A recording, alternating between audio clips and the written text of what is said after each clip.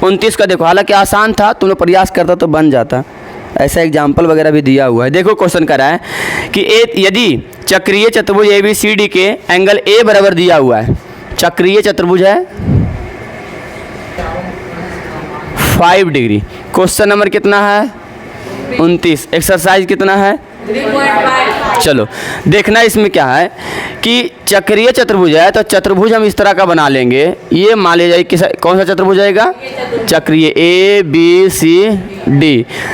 चक्रीय चतुर्भुज का एक कंसेप्ट याद रखना। कंसेप्ट क्या है कि चूंकि चक्रीय चतुर्भुज का एक याद रखना क्या है अवधारणा, चक्रीय चतुर्भुज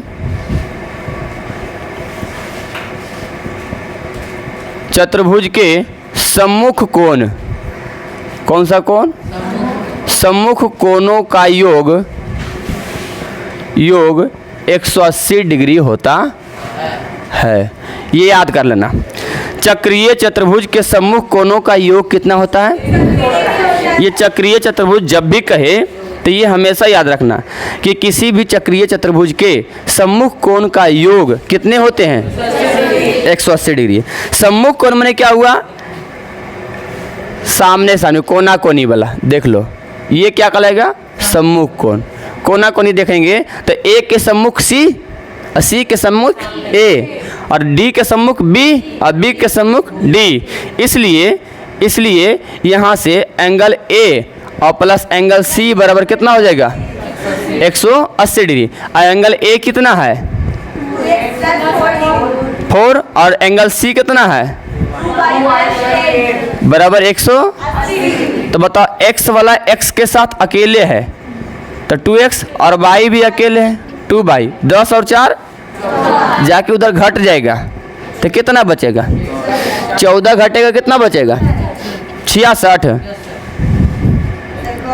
कॉल आ रहा है, देख लो यहाँ से 2 है और 2 है, इसमें से 2 अगर कॉमन ले लेते हैं हम तो x प्लस में कितना बचेगा y और इक्वल में 166। और इसको काट देंगे तो 100 यानी 50 और कितना 33, तो कितना हो जाएगा 83 ना होगा, 8 और 3 ना होगा। तो यहाँ x प्लस y बराबर 83। इसको समीकरण क्या मान लेंगे 1 मान लेंगे, कोई दिक्कत नहीं। तथा दूसरा बात उसी के अनुसार चलेंगे। ये देखो पहला से चला, ठीक है, उसी में हम चलेंगे। दूसरा बात, दूसरा A और C में चलती है तो दूसरा क्या बचल है B और D। एंगल B और प्लस में एंगल D बराबर भी कितना हो जाएगा, तो B कितना है y प्लस 3 और D कितना है और बराबर 100। देखो यहाँ से ये तो x है y भी है तो 4x को पहले के ले आते हैं और y को बाद में, और 3 में से 5 जब घटेगा तो -2 बचेगा और -2 उधर ले घटा देंगे तो -2 से उधर जाके जुट जाएगा 100। इसमें से कॉमन वगैरह कुछ नहीं आएगा, इसलिए समीकरण दूसरा। और विलोपन विधि लगा देंगे। इसमें बराबर कोई है y वाला, देखो क्या है बराबर, सीधा सीधे इसको घटा देंगे। क्या कर दिए समीकरण दूसरा में पहला को घटा देते हैं, दूसरा में किसको घटा देते हैं, और दूसरा कितना है 4x और पहला है ये घटाना है तो जहाँ जहाँ प्लस वहाँ।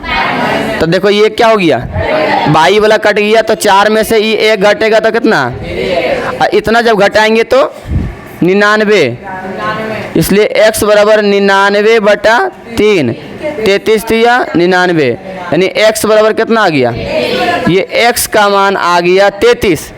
तो हम y का मान निकालेंगे समीकरण 1 में या तो 2 में, तो आसान 1 में पड़ेगा। तो समीकरण 1 में किसका मान रखेंगे, x का मान रखने पर, तो 1 में कितना रखेंगे x का मान, तो यह x प्लस में y बराबर कितना है 83। x का मान कितना रखेंगे, वीडियो में अगर कट जाएगा तो यहाँ देखते हैं, x का मान कितना रखेंगे 33 और y का y रहेगा इधर कितना आएगा 83, अर्थात निकालेंगे y बराबर 83 - 33, इसलिए y बराबर कितना हो जाएगा बोलो 50। और हमको निकालना क्या है क्वेश्चन में, इसके कोण का मान ज्ञात करो।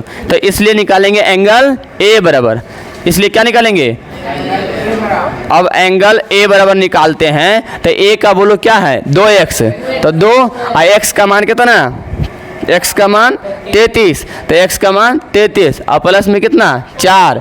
तो देखो 33 देना 66 और 4 70 डिग्री। एंगल बी का देखो, तो बी कितना है 22 और 22 कितना है और 50 3 यानी कितना डिग्री।